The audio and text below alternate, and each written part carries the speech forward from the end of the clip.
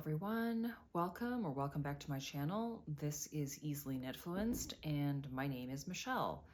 So this is going to be my second knitting podcast, and I feel like February just completely flew by and now we're sort of bumping up onto the end of it.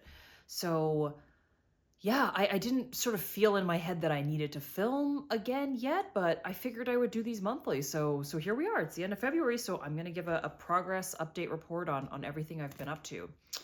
So I do not, unfortunately, have any finished objects this month. I have been churning away on the kind of many sweaters and cardigans that I've been working on that I showed you in January. So let's just jump straight into whips. And then I do have one, not really a cast on, but kind of one new project, swatch at least, that I want to discuss with you guys.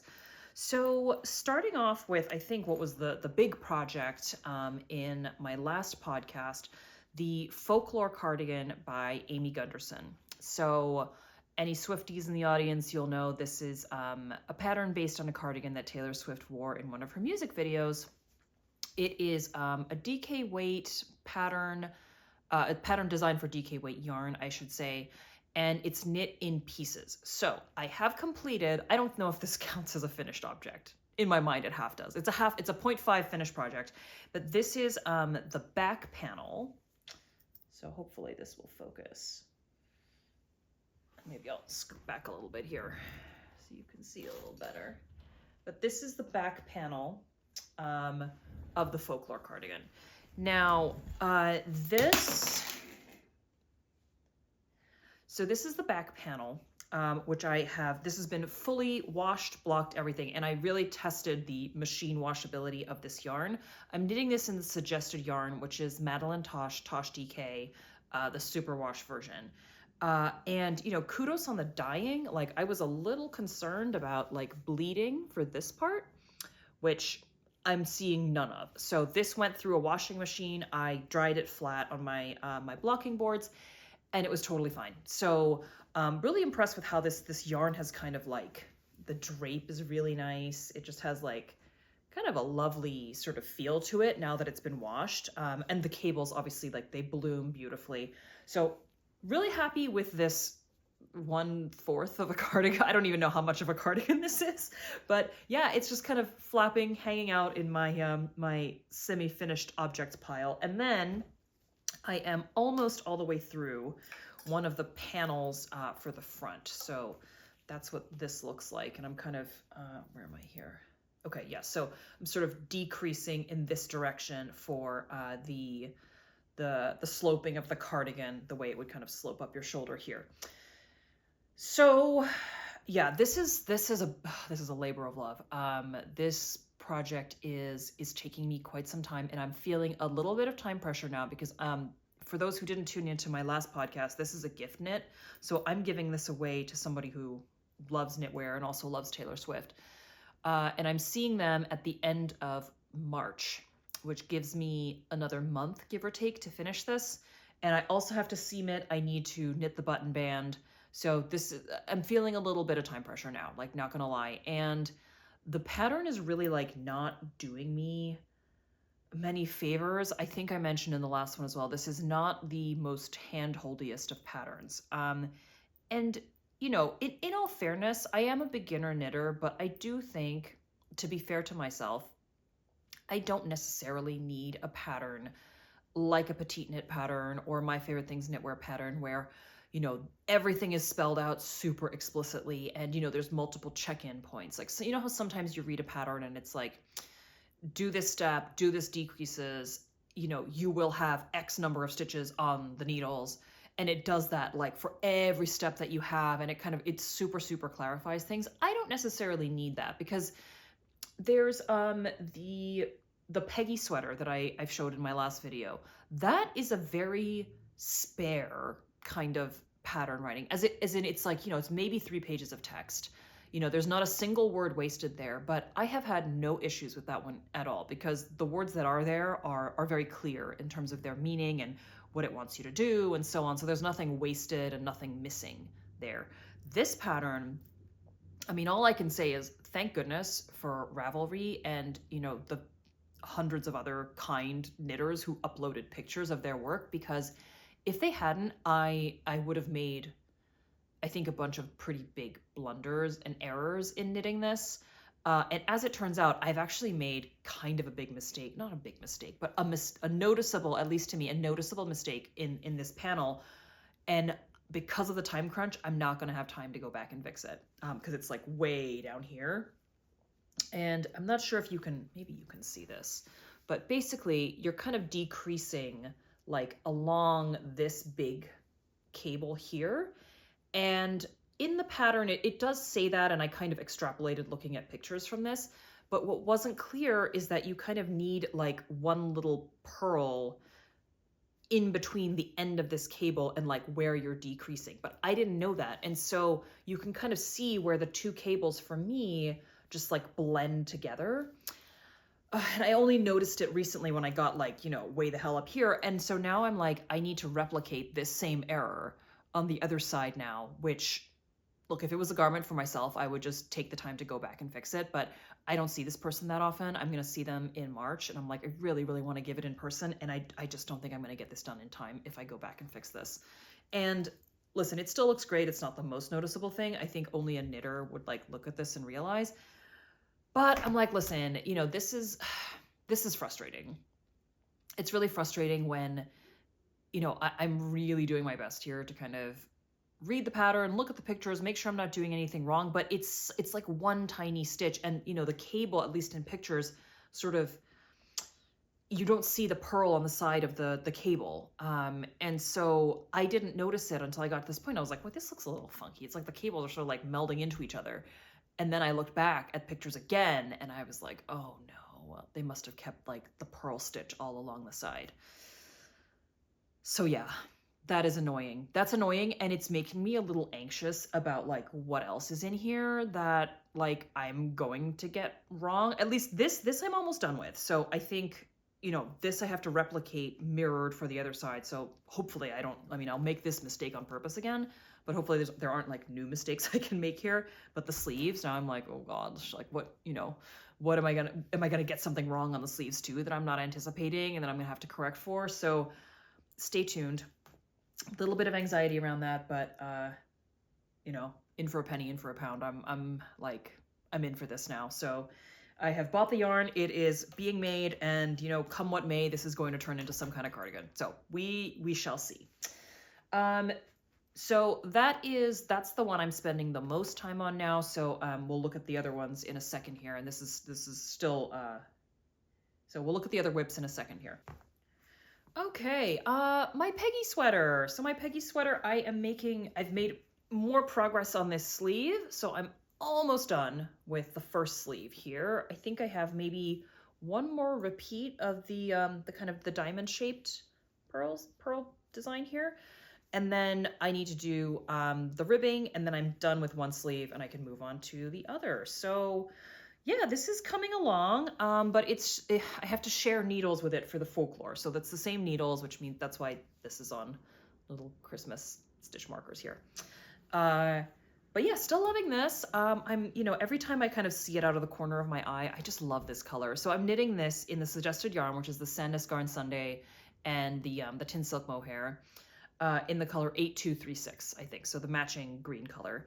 So I'm really excited to wear this. Like it feels like both a Christmassy color, but also like a springtimey color. So I'm hoping by like early spring, I can at least get a couple wears out of this. So yeah, we'll see. But I love this green. I think it's so pretty. But not a whole lot else to report here. Like I said, you know, this is a good example of a pattern that is not a million pages long and doesn't kind of hold your hand consistently, but is still very, very clear. So both the testers and I guess, you know, the writer here did a really good job in kind of making their point very quickly, but without like dropping anything or leaving anything out. So I'm very appreciative of that. And yeah, I'm just loving this design. It's so pretty. So yeah, I'm excited to wear this. It's getting done a little slower than I would like because it doesn't have its own needles. So every time I need to take the needles off the folklore, and it's just, you know, oftentimes I focus on other whips because I don't want to do that. So on that note, I think the other whip that I've made the most progress on this month, surprisingly, was the one that was least developed last month. I think when I showed it to you in January, it was like a rectangle. So let me pick that up here. And this is, oh, by the way, like I don't have project bags. I just have like various little like garment bags, you know, that like shoes or little handbags. I think this was like a scarf came in this. So I just stuff my knitting in these. It makes them pretty portable. Like I can stuff this in like a large handbag, which is pretty nice. So yeah, I don't really have many project bags, which is not really by choice. I would like project bags, but I'm like, I'm not gonna, I spend so much money on yarn already. I'm like, I feel like I don't want to spend more on project bags to house the yarn. But anyway, oh, this doesn't have needle stoppers on it. Okay, well, I'll try and show this to you carefully, but this has developed. I have, basically, I've did the front panels, and we are now knitting in the round, which is nice. But yeah, this is turning out beautifully. I am loving this cashmere yarn. I'm knitting this in Nye DK from Pearl Soho in the color Raindrop Blue. And the more I look at it, the more I'm like, this is a perfect springtime color. It's like, it is Raindrop Blue. It's such a good name, and it's so soft and luscious, 100% cashmere. Really excited to see how this knits up. And once I see how this cashmere performs, I also want to try the new cashmere that they launched, which I'm forgetting, is it Eco Cashmere? I'll put a screenshot on screen, but they literally just brought this out on their website, and I think it's recycled cashmere, so a little bit more affordable than this one. So I do want to do kind of a compare and contrast maybe. So I might do a similar project in that one and see, you know, difference in softness, difference in, you know, durability and wear, pilling, etc. So we shall see. But this is a really kind of beautiful, clean construction. So what I showed you before last time was this panel here in the back. So it was just like the rectangle. Then you pick up stitches on the shoulder portion. So I'm gonna just show you there. That's the shoulder seam, which hopefully you can see. You knit a little kind of both little panels here in the front, and then you knit a front section down, then join here at the sleeves. And then you knit in the round. And then I guess I'm assuming what will happen is you'll pick up stitches for the sleeves and then the collar. So yeah, I'm really excited to get this done. I think I mentioned in my last video that I was playing Yarn Chicken. I didn't even get to playing Yarn Chicken. I was going through this. I'm like, there is no way that 5 balls of this is going to be enough to finish this sweater. So I went ahead and emailed Pearl Soho and said, hey, they had a sale recently, and said, hey, I need another ball of this. They still had one from the same dye lot, which they dug up for me. They sent it over. It was here in like 2 days. Like I said, they have fantastic customer service. So if you ever need something from them like that, you know, send them an email. They responded within like 24 hours, I think. So yeah, this has been going well. I'm excited about this. I really can't wait to wear this. I feel like it's going to be like a really neat staple piece.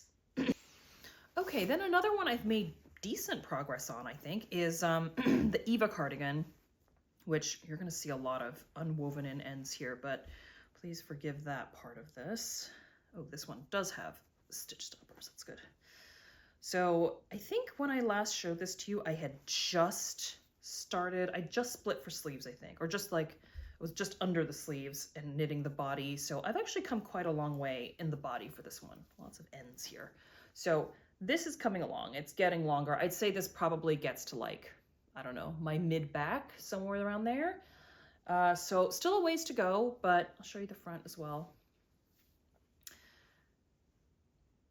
There we go. But I can already tell that this like contiguous knitting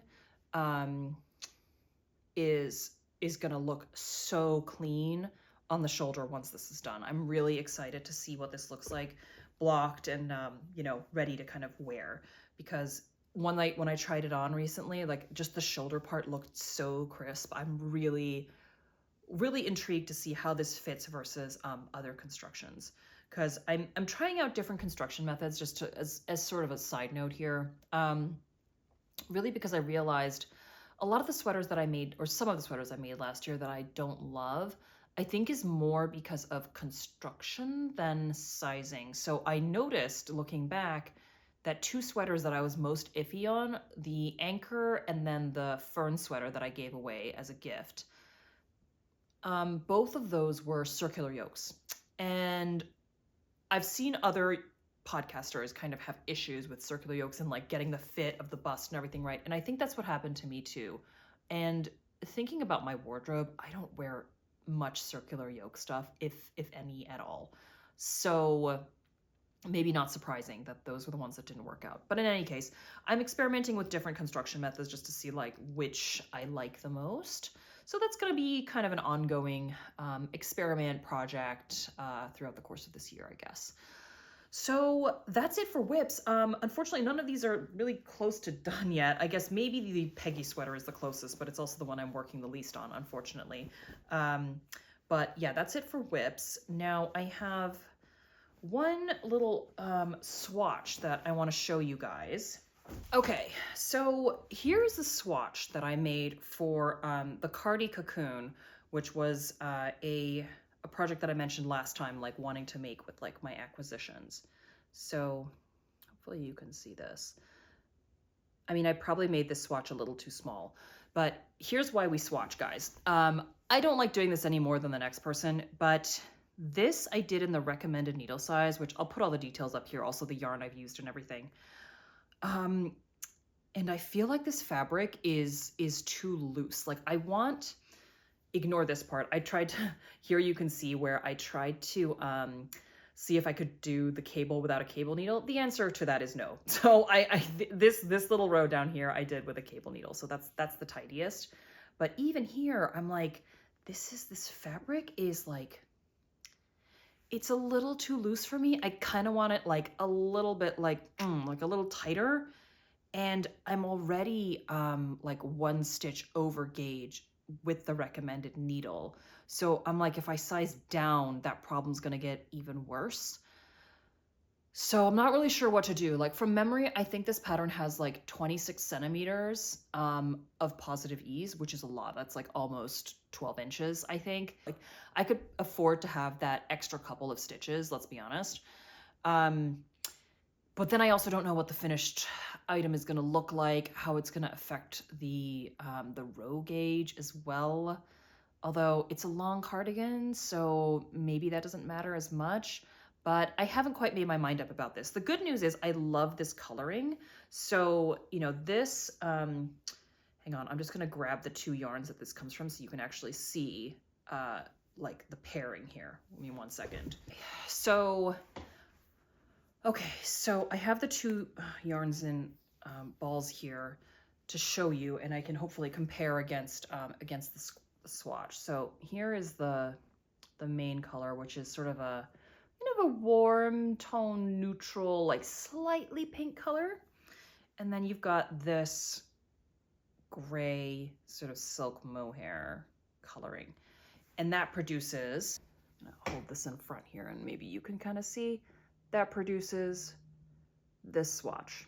So I love this color. I think it's so nuanced and beautiful. I feel like this is going to be a beautiful garment. I just got to figure out like this gauge problem. I don't really know what to do about it. The last time I did something like this, I ended up with my gigantic sweater number 15 by My Favorite Things Knitwear. So I'm sort of like, I don't know what to do. I may cast this on and just knit to a certain point and see how it's sort of fitting. Like my concern mostly is the shoulders because it's not closed in the front. So like, I think the bust will be less important. My concern is more here and then like the row gauge and whether I'll run out of yarn or not. But I feel like if I can get it to fit around here and it's not too tight, then the rest should sort of follow because it is a very open garment. I don't think there's a lot of shaping going on down here. So it's not like it narrows at all. So I'm hoping that works out. And I'll maybe go down to one needle size. I'm pretty sure I knit this in a US 8. So if I go down to a US 7, I think I'll get like the kind of structure I want in the fabric and like the tightness I want there. So yeah, TBD, we're gonna see. But I am excited for this because I think it's gonna be beautiful. I just need to figure out the gauge situation. So that is it for my February podcast. Slightly shorter podcast this month for a slightly shorter month. And I am really hoping that by the time I come back to you guys in March, definitely, the Folklore Cardigan needs to be done because I'm giving it away. So that one I probably will not have with me anymore for the next podcast. So I'll give some B-roll footage of, me modeling it before it goes to its recipient. So hopefully that one at least will be done, and I would like it if the Peggy is done, so we'll see if I can accomplish those two things. And then, yeah, maybe I will have made a decision and actually cast this guy on by then. But we will see. But thank you as always for tuning in. Hope you guys like these podcasts. If you do, give me a like, give me a subscribe if you want to see more of my content. There's more coming. I'm filming probably once a week or once every 2 weeks on various different topics now. So I want to do some more yarn reviews. I want to do some beginner lessons. I've started thinking about pattern roundups for like spring, summer as well.